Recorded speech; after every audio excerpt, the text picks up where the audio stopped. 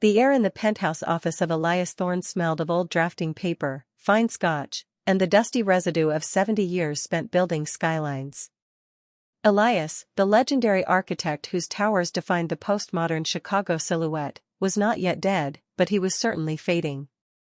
At 85, a recent, debilitating stroke had turned his once commanding presence into a fragile shadow confined to a customized leather armchair overlooking Lake Michigan. The focus of his fading days was the massive, framed blueprint resting on an easel by the window, the Thorne Tower. It was his final, unfinished masterpiece, a historical landmark skyscraper in the heart of the Loop, currently awaiting final transfer of ownership to the new legal entity managing its operations. The tower was Elias's life insurance, his legacy, and the crown jewel of an estate worth hundreds of millions. His son, Julian Thorne, now managed the day-to-day affairs. Julian was handsome, slick, and possessed a talent for negotiation, but he lacked the core architectural brilliance that defined his father. He was, fundamentally, a financial manager with a cosmetic architecture license, a detail Elias had always tolerated until his health failed. Julian's wife, Serafina, was a socialite with a bottomless need for high-profile validation, viewing the Thorne name and fortune as her birthright. Julian and Serafina had moved into the penthouse suite of the adjacent Thorne building 3 months ago, ostensibly to care for Elias. Like the previous story, the care quickly morphed into control. They managed his doctors, restricted his visitors, and, most importantly, controlled all correspondence with Elias's longtime legal counsel, Mr. Abernathy. Elias had always made it clear that Julian would inherit everything. However, his deteriorating health had not dimmed his mind, and he had recently begun to notice irregularities in Julian's handling of the Thorne Tower's final, complex legal arrangements. The first sign of true betrayal came 2 weeks before the final scheduled transfer date of the Thorne Tower. Elias had weekly requested to review the original partnership contract for the tower, a deeply complex document that outlined the intellectual property rights and the final ownership structure. The original contract, Julian. The one with the handwritten amendments from '98. I need to see the IP clauses, Elias croaked, his voice strained from disuse. Julian had been arranging a collection of ancient, priceless architectural sketches on the office wall, preparing them for an auction Serafina was planning. He paused, his back to his father, and offered a dismissive laugh. Dad, you don't need to worry about ancient contracts. I'm the legal executor here. It's all digitized, streamlined, and ready for transfer. The IP is secured under the new holding LLC. You need to rest, not read dusty, complicated legal jargon. I want the physical document, Julian, Elias insisted, his voice hardening with the authority he hadn't used in months. Bring it to me. Now. Julian turned, his smile frozen and strained. It's at Abernathy's office, Dad. Sealed. I'll get it next week. He never did. Elias knew the truth immediately, Julian was lying. The physical contract was always kept in the safe behind the Renaissance tapestry in this very office. Julian's refusal wasn't about convenience, it was about concealment.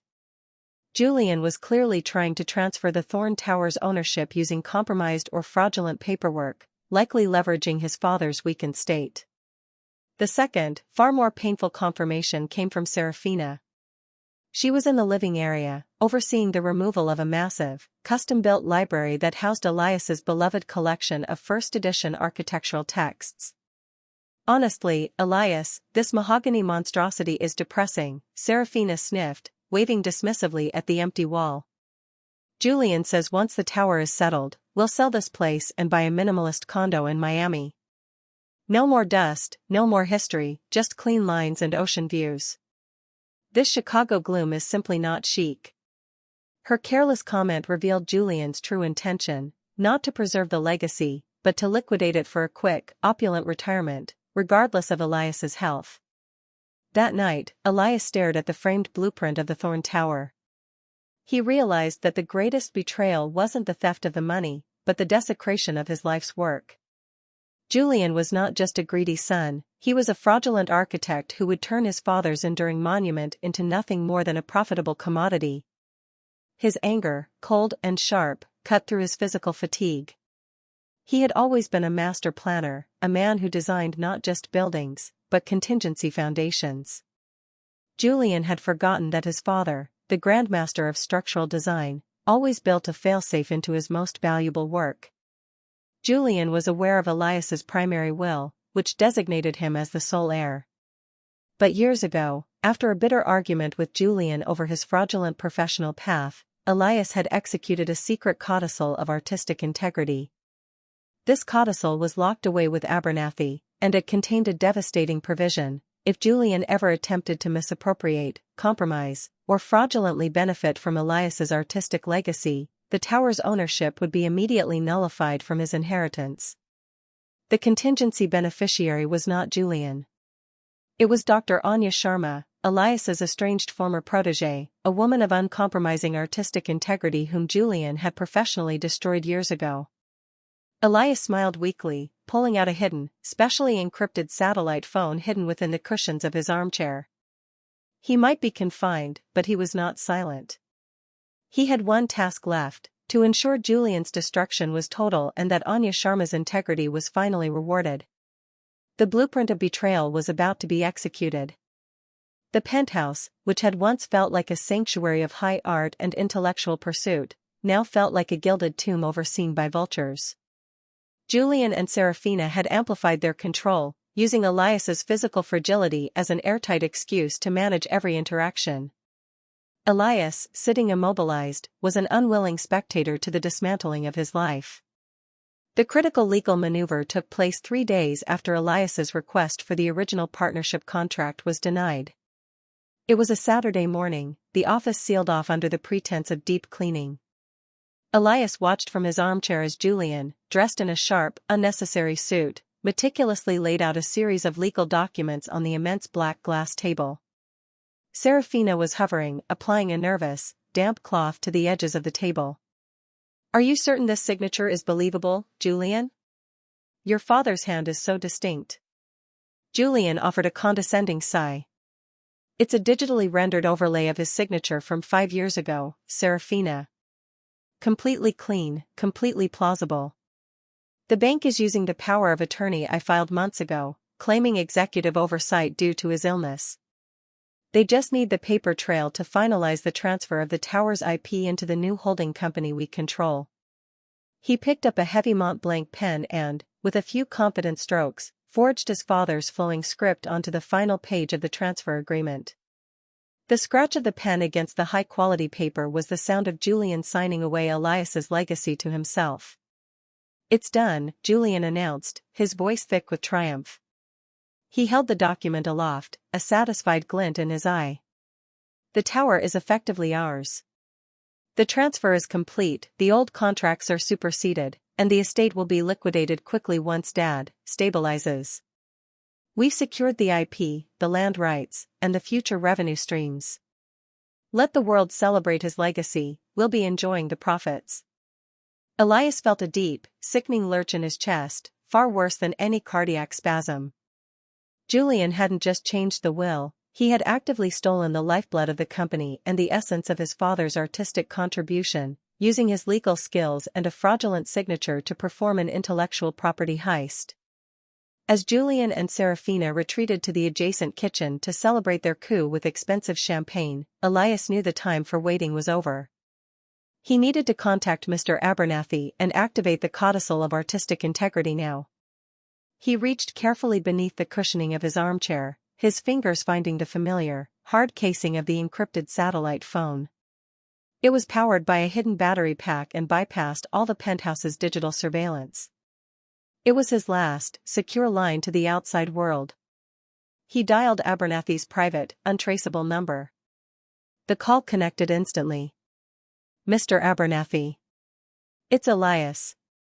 You must activate the contingency." Elias's voice was strained, hoarse with effort, but the authority was unmistakable. "Elias. I'm relieved to hear from you. We've been worried. Julian has been intercepting all communication." Abernathy's voice was sharp with concern. "I know. He just completed the tower transfer paperwork, it's fraudulent. forged my signature, used the compromised power of attorney. He's liquidating the legacy. I need you to understand, this is no longer about the money. This is about architectural integrity. Julian has disgraced my life's work with his fraudulent license. Understood. The codicil of artistic integrity, sealed in 2019, is ready for deployment. The primary heir, Julian, is instantly disqualified if the primary assets are compromised. The asset will then transfer to the contingent beneficiary, Dr. Anya Sharma. Wait, Elias interjected, taking a shaky breath. I added a further, crucial stipulation to that codicil, George. I want him ruined, not just disinherited. Read the final clause to me. Abernathy paused, the sound of rustling paper audible over the secure line. He read the final, complex provision. The ownership of the Thorn Tower, including all associated intellectual property and future revenue streams, shall irrevocably transfer to Dr. Anya Sharma, only upon the contingent condition that Julian Thorn publicly and legally renounce the validity of his architectural license, acknowledging it was obtained by fraudulent means, and issuing a public apology for misrepresenting his professional credentials to the firm and the world. Elias confirmed, that's the clause. It must be a public renouncement of his professional fraud. That's the payback, George.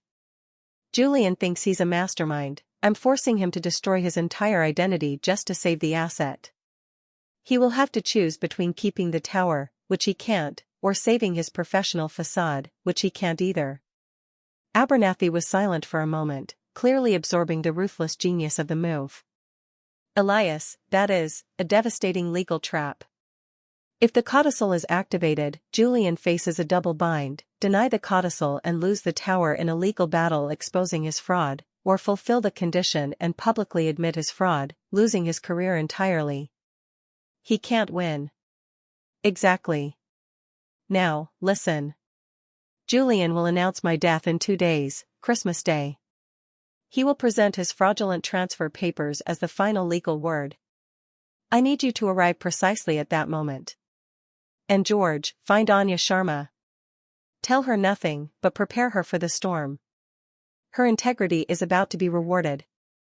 Elias, his energy completely spent, ended the call. He lowered the phone back into its hiding place just as Julian and Serafina burst back into the room, their faces flushed with celebratory wine. We're having the old Thorn Tower plaque completely refurbished, Dad, Julian boasted, oblivious to the call that had just ruined him. It'll say managed by Thorn and Vance Holdings. Doesn't that sound much cleaner than just Elias Thorn architecture? Elias simply closed his eyes, offering a weak, silent nod. Vance Holdings, he thought, referencing Serafina's family name. They had erased him from his own tower.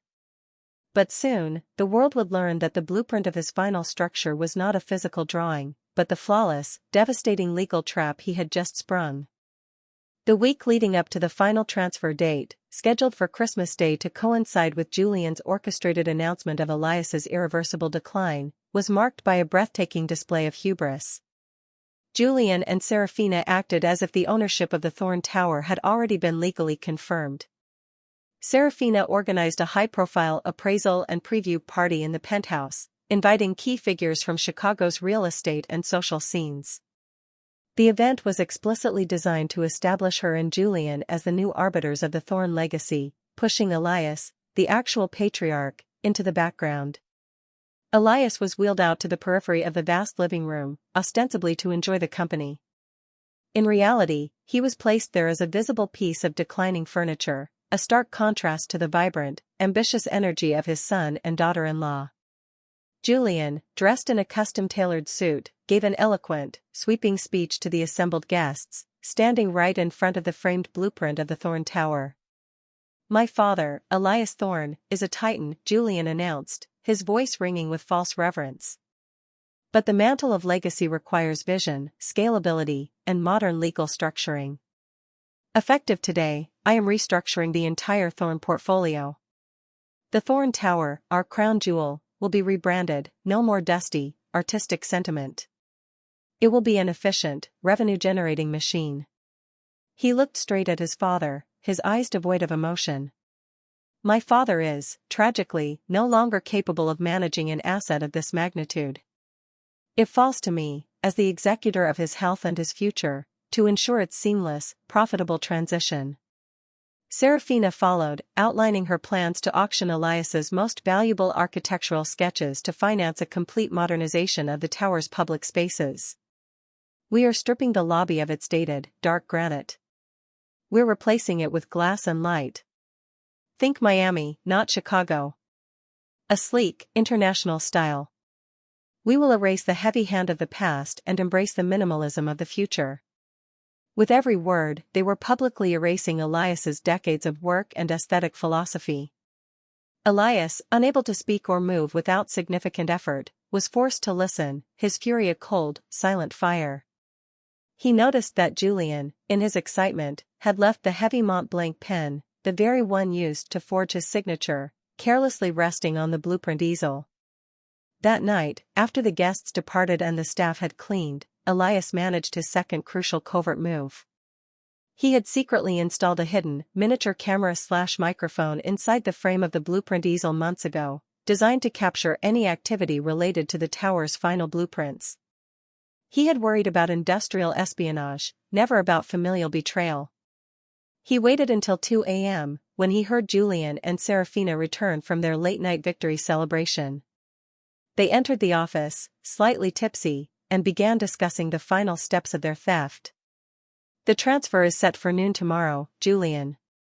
I've alerted the press to expect an announcement regarding Elias's health at 1 p.m., Serafina giggled. Once that's done, and the tower is legally ours, we'll celebrate with the funds. Julian scoffed. I can't believe how easy it was, Serafina. Abernathy is old and compliant. And Dad, well, Dad is a ghost. He never once asked about the codicil. He never questioned the validity of my license. He just trusts the Thorn name. Julian walked over to the easel, picked up the Mont Blanc pen, and playfully demonstrated the forgery. See? A slight flourish here, a little pressure there. Elias Thorn approved. He laughed, completely unaware that the hidden device was capturing every word, every sound, and the clear visual evidence of the forging instrument and the blueprint itself. This recording would serve as irrefutable proof of the attempted felony. Elias knew he had secured the necessary evidence. Now, he had to ensure the final player was in position. The next morning, using the encrypted phone and exploiting a 5-minute window when his nurse stepped away, Elias made a hurried, final call to Mr. Abernathy. George, the tower transfer is set for noon today. Deploy the codicil precisely at 12:30 p.m. I need Anya Sharma there, not for the reading, but for the aftermath. She must be present when Julian realizes the condition of his inheritance. I have her on standby, Elias, Abernathy confirmed. She is flying in from London this morning. She believes she is here to discuss an archival project. She has no idea she is about to inherit a skyscraper. Perfect. One more thing, George. The public denouncement of Julian's license, the final clause. I want to ensure every major architectural and legal firm in the city is notified before the public statement. Leak the information right after you present the codicil, before Julian has a chance to cover his tracks. Consider it done, Elias. The announcement will be timed perfectly. Julian will be ruined before the day is out. Elias hung up, his heart pounding, yet a profound sense of peace settling over him. He knew the risk he was taking. His strategic collapse needed to be perfect to ensure Julian made the final, fatal mistake of celebrating his fraudulent victory. He closed his eyes, thinking of Anya. She had been exiled from the architecture world years ago after Julian maliciously undermined her career to cover his own ethical shortcuts. Today, Elias would restore her legacy, and in doing so, he would fully obliterate Julian's. The final, perfect structural defense had been prepared. He was ready for Christmas Day. Christmas Day, the date Elias had marked for Julian's ruin, arrived cold and clear over Lake Michigan. The penthouse was filled not with family warmth, but with the cold, brittle energy of a high-stakes transaction. The final legal transfer of the Thorn Tower's ownership and IP was scheduled for precisely noon. Elias, dressed in fresh but austere pajamas, was strategically placed in his armchair by the window, facing the large screen where the virtual closing would be conducted. He had received his usual minimal morning care, which now consisted primarily of ensuring he was quiet and presentable. He felt weak, yet centered. His physical fragility was now his greatest tool. At 11:45 a.m., Julian entered the office, accompanied by a notary and Dr. Alastair Finch, a man Julian had hired months ago, known in certain circles for his compliant ethics and willingness to sign off on inconvenient paperwork. Serafina stood by the fireplace, sipping a mimosa, her eyes glittering with impatient triumph. Julian, his face flushed with nervous excitement, addressed his father with strained formality. "Dad, this is it. The final, essential paperwork transferring the legacy assets into the new holding trust. Dr. Finch is here to confirm your state of mind, which, we all agree, is currently incapacitated." Dr. Finch stepped forward, his stethoscope barely touching Elias's chest before he retreated. Cardiac rhythms remain stable, but the patient exhibits signs of severe cognitive decline and inability to process complex legal decisions. "I confirm Mr. Thorne is incapable of granting autonomous consent." He scribbled his signature with practiced speed, officially declaring Elias legally incompetent. The notary then finalized the remote signatures for the holding company and the partners, using the documents that bore the forgery of Elias's signature. At 12:05 p.m., a digitized, triumphant message flashed across the screen: "Thorn Tower IP transfer complete." Julian didn't need to wait for the official reading of the will, the asset was secured. The tower, Elias's masterpiece, was now under Julian and Serafina's corporate control. Serafina let out a squeal of delight and rushed to Julian. "It's done. We are the owners.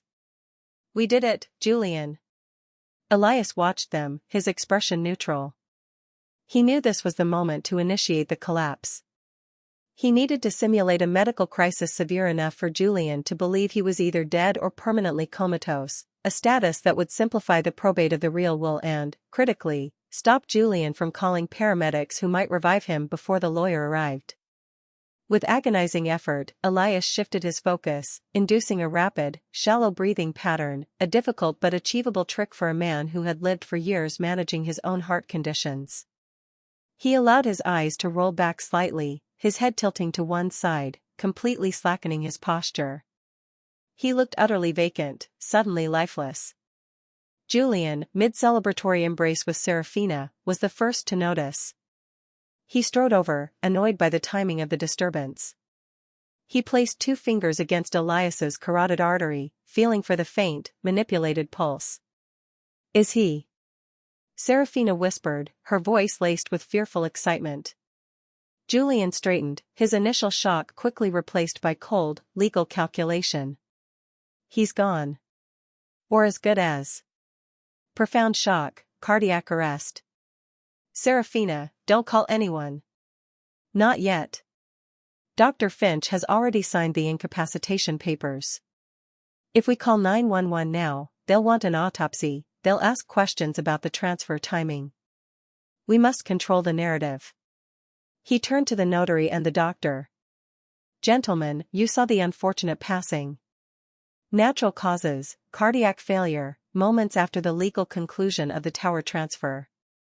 This is tragic, but clean. I need you both to leave immediately and remain silent about the timing until I issue the official statement at 1 p.m. Dr. Finch, paid handsomely for his compliance, gathered his bag and nodded tersely, departing with the notary. Julian was now alone with Serafina, basking in their dark success. He pulled out his phone, ready to notify the family and the press. "It's ours, Julian," Serafina whispered, walking over to the blueprint easel, running her fingers over the forged signature. "No more old man, no more dusty architecture. We sell this place, we liquidate the sketch collection, and we start designing our own life." Julian smiled, a wolfish, predatory grin. He opened his mouth to make the call that would officially declare his father dead and his inheritance secured. He reached for his briefcase containing the fraudulent will and the proof of the tower transfer. But just as he placed his finger on the phone screen to dial the PR firm, the massive, custom-made oak door to the office was rattled by a sharp, authoritative knock. The sound was insistent, echoing through the large, silent office. Julian frowned, annoyed by the interruption. He opened the door to find a group of 3 severe-looking men standing in the hallway, their faces unreadable, led by a single, familiar figure holding a leather briefcase. "Julian," the man stated, his voice a low, heavy bass note. "I apologize for the intrusion on this difficult day. I am Mr. Abernathy. I am here representing the now-deceased Mr. Elias Thorne. I have instructions regarding a crucial codicil that must be executed immediately." Julian's face went white. He was staring not at a ghost, but at the executor of his absolute ruin. His premature victory had lasted all of 3 minutes. He had declared his father dead and secured the fraudulent transfer, giving Abernathy the perfect, irreversible trigger to deploy the codicil of artistic integrity. The moment Mr. Abernathy stood in the doorway, the vast penthouse office seemed to shrink, trapping Julian and Serafina in a sudden, cold spotlight. Julian's mouth opened, but no sound came out. The expensive champagne he had just consumed turned to ash in his throat.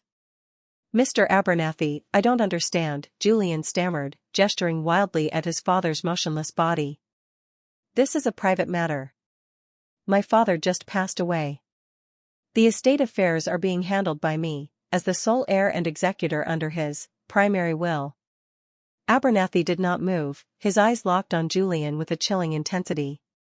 He held up a sealed, red folder. "The primary will you refer to, Julian, is currently being superseded. Mr. Thorne had a profound concern for the artistic integrity of his final masterpiece, the Thorne Tower. I am here to execute a codicil designed precisely to protect that legacy from compromise." Serafina rushed forward, her socialite facade cracking into aggressive panic. "Compromise? We just legally secured the tower.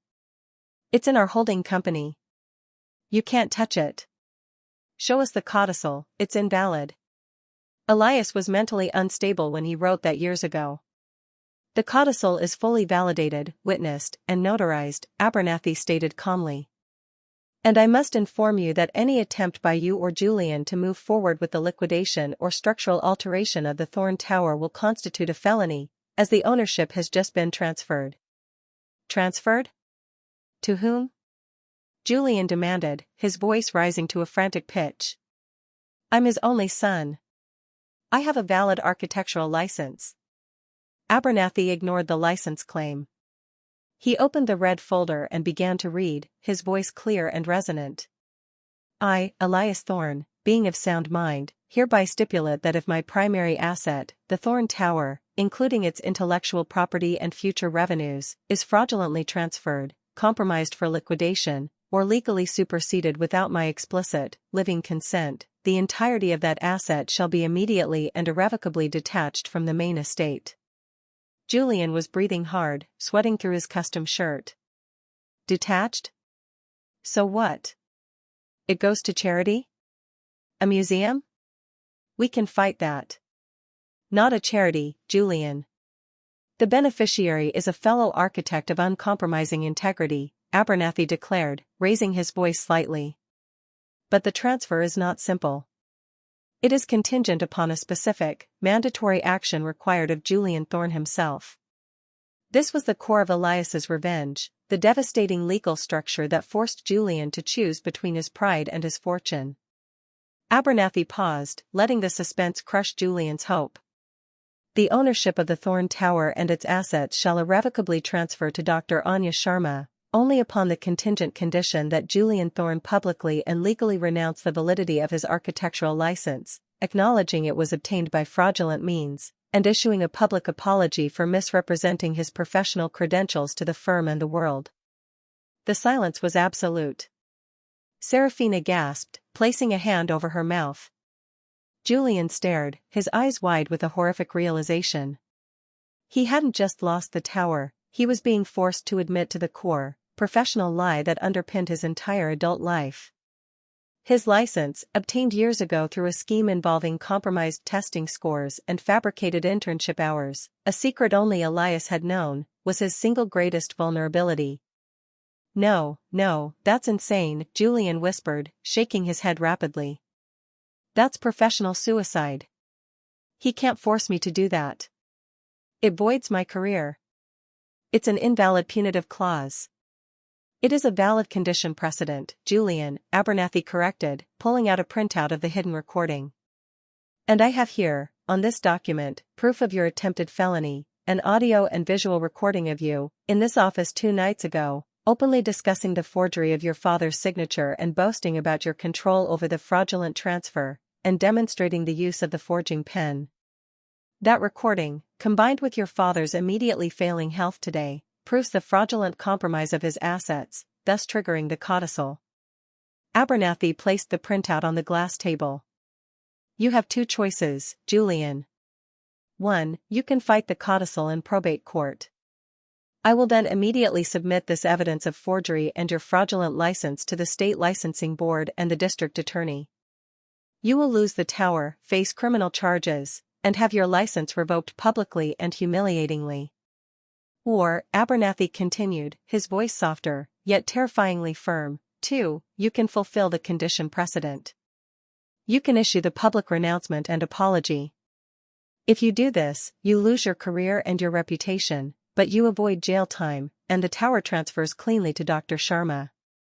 The choice is between utter destruction with criminal charges, or total professional ruin with a sliver of dignity. Serafina began to scream, her voice high-pitched and raw. You ruined us. We lose everything. The tower, the money, the house. All because of some artistic integrity clause? Julian didn't hear her.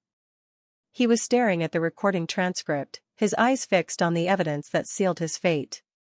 He realized his father, the brilliant architect, had not just written a will, he had built a perfect, inescapable legal structure designed for a single occupant, his greedy, fraudulent son.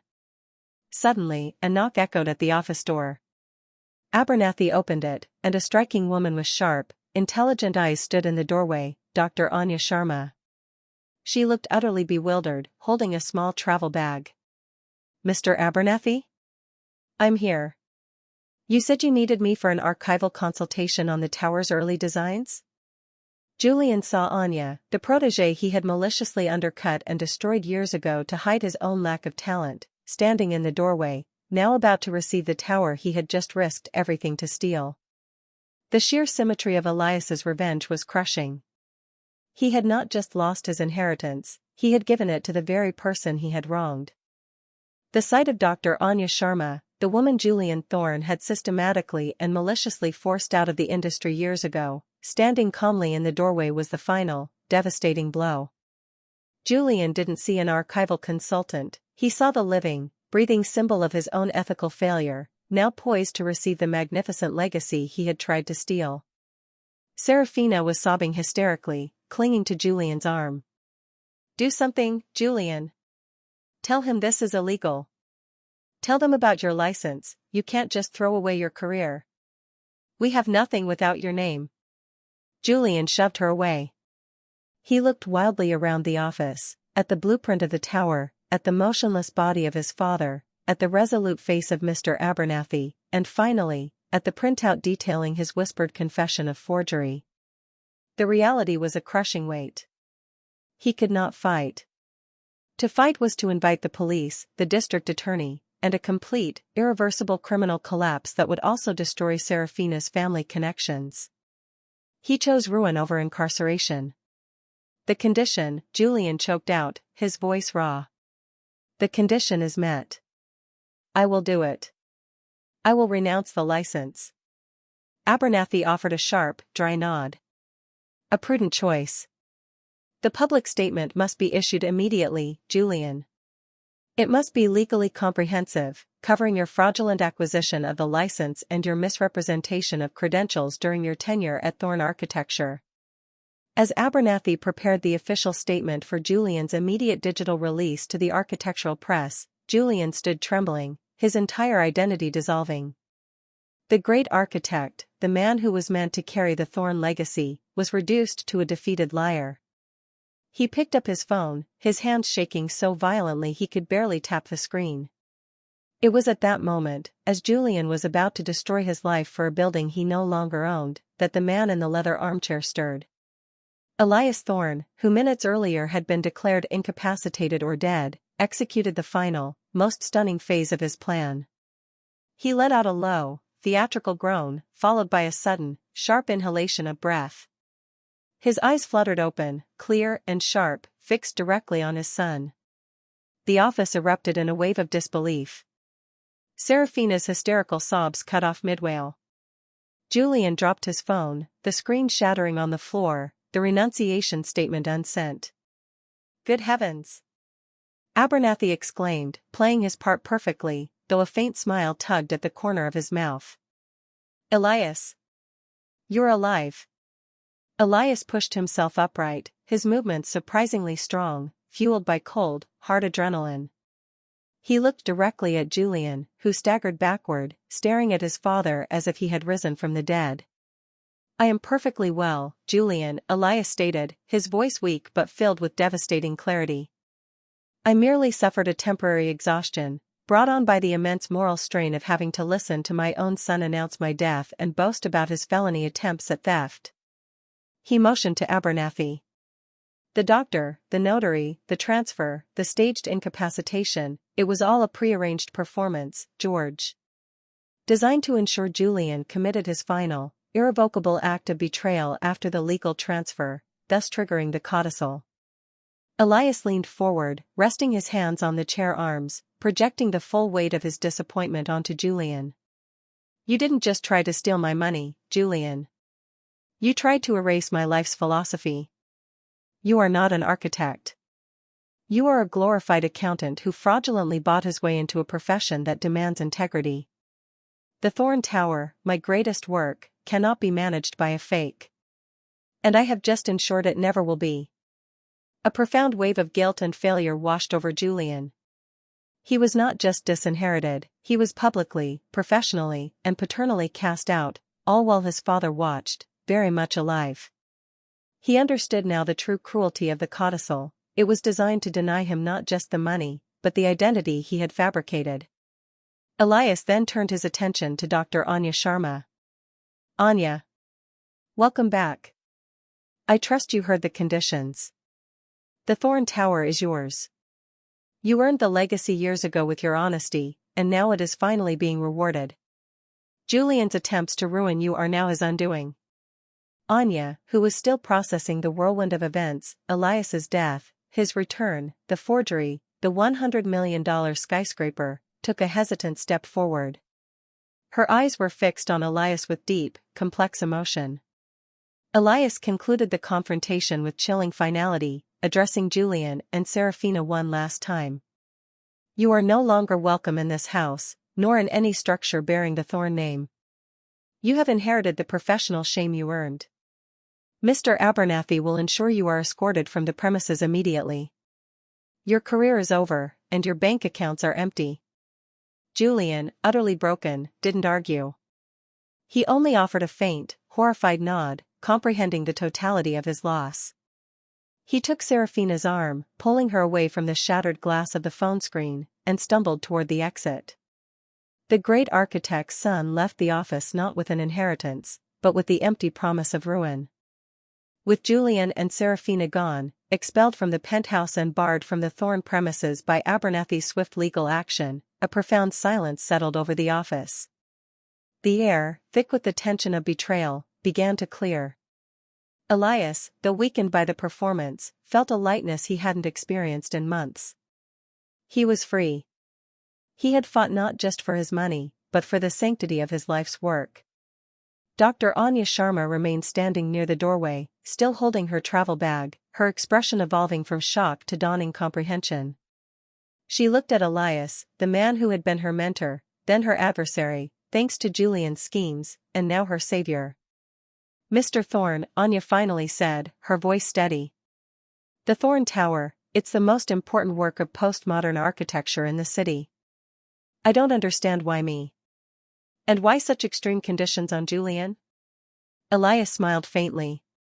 Because you are the only person who understands that a building is a structure of integrity, not just profit. You were destroyed by Julian for valuing honesty over shortcuts. My conditions were necessary because Julian had to choose between his biggest lie, his license, and his biggest theft, the tower. I forced him to destroy the one thing that defined his fraudulent identity. He now has nothing left to sell. He reached out a frail hand to Mr. Abernathy. George, ensure Julian's immediate, public renouncement of his license is circulated to every major media outlet and architectural review board. The legal exposure must be complete. Abernathy nodded, already tapping commands into his phone. It's being processed now, Elias. Julian Thorne is professionally finished. The new legacy. Over the next few months, Elias began his true recovery. He moved out of the vast penthouse and into a small, sunlit studio apartment with views of the park, taking only his most cherished drafting instruments and a few pieces of art. The wealth was no longer a burden, it was a tool for justice. Anya Sharma, now the sole owner of the Thorne Tower and the head of the revitalized Thorne architecture firm, fulfilled the legacy Elias had intended. She immediately cancelled the proposed structural modernization and instead focused on restoring the building's original artistic vision, investing the profits back into community art projects and a mentorship program for disadvantaged, talented architecture students.